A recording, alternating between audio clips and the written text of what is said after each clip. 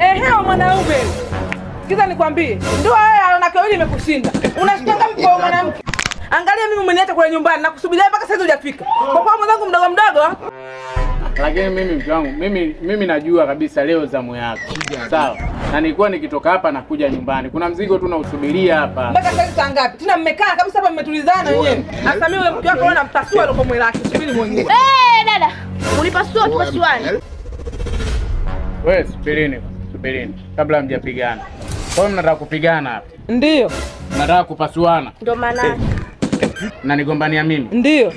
Nzuri sana. Mimi napenda sana nyinyi mnapopigana.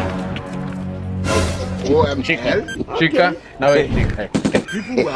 Sasa hapo fanyeni mpango, pasuaneni. Wewe mume wangu. Hivi kwa unatupenda sisi kweli wewe?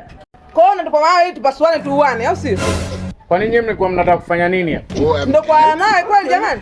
Kwa hiyo tayari sisi tuuane. Sikilizeni. Nyinyi acheni unafiki. Yaani nyinyi mnajifanya mnagombana mbele yangu mimi. Mkiwa peke yenu nyinyi mnaogopana. Yaani mnajifanya mnagombana eti mnanigombania mimi. Au mnajifanya mna wivu wa kinafiki hapa. Alafu tunakoelekea nyinyi mtaenda kuniua. Kwa sababu wewe utanirogea Tanga na huyu atanirogea kwao Mtwara. Kwa hiyo mimi sasa miuchawi nakutana katikati, mimi nakuwa kaa zuzu msukule. Siko tayari kufugwa na nyinyi. Mchague moja. Mgombane, alafu mkimaliza kila mtu ana ganda lake kwao, au muelewane, tukae nyumba moja mimi na nyinyi tuelewane. Kipi bora kwenu? Mume wangu, bora hata umwache huyu mtoto mdogo. Mimi kumbuka na mimi tumetoka mbali mume wangu. Unasemaje? Aniache sasa haijaisha. Wewe vipi? Haya, tupeni mawe, ingieni ndani wote. Hapo kule nyumba ile tunarudisha wote, tunakaa nyumba moja, kitanda kimoja. Okay. Inakuwa kama chapati, nikigeuza huku wewe unaangalia, nikigeuza huku wewe unaangalia. Okay. Na kitanda mtandike